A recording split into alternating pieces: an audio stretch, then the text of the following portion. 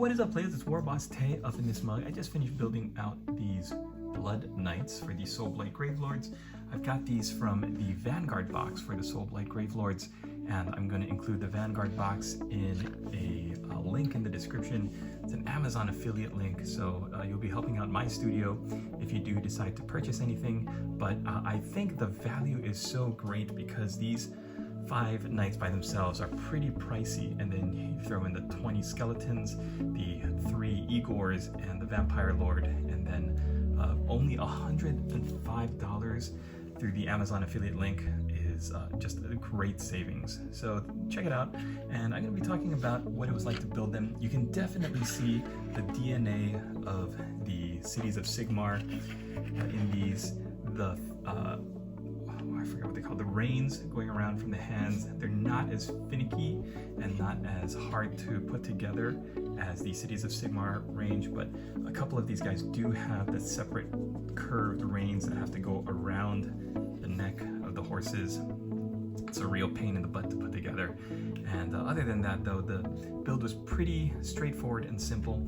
I decided to go with lances, a standard, and all unhelmeted heads because the more I thought about it, these are not uniform knights. They're not marching in ranks and as a group. I think they're each 5 separate characters with their own stories and their own characteristics and their own way of fighting.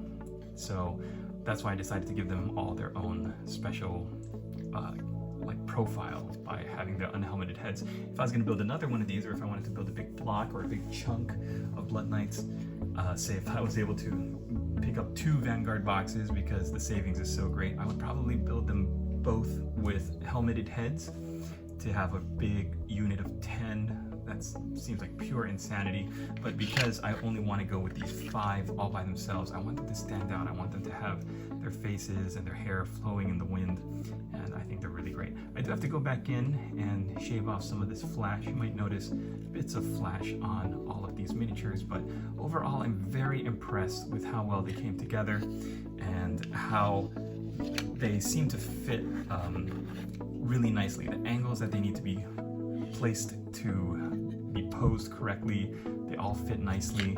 The way this cape slots under both shoulders and has the arm pointed out at the side and then kind of drapes nicely over the side of the horse.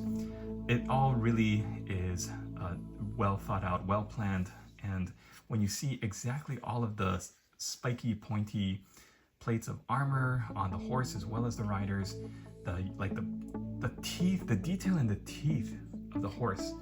Each horse has like its own, characteristics, and I think they just look so great. The sharp teeth of the horses, the spiky armor, the expressions on the riders, the way that they're not all aiming their lances in uniform. They're all like their own. They're all heroes in their own story. Some of them have their lances up mid-charge, some of them have them down. The unit champion's got that spiky mace. So they're all doing their own thing, and I absolutely love them. I almost don't want to paint them in a uniform color scheme. I kind of want to give them, like Power Rangers, have them in their own colors, like the Bretonnians. That might be pretty cool. Have them be like evil Bretonnians, where they all have different colors, and I don't know. I think that might be a little too distracting, but they're all so beautifully put together, so well designed, and I really love them. So let me know what you think. Leave a comment down below. I want to try painting up a test model on my own, so that when I do my hour-long painting sprint later tonight, we can just hammer out a tutorial for one of them. But I absolutely love them, and I think you will too. So pick them up if you're on the fence. Use my Amazon affiliate link down below and give them a try for yourself. I think you'll be very pleased.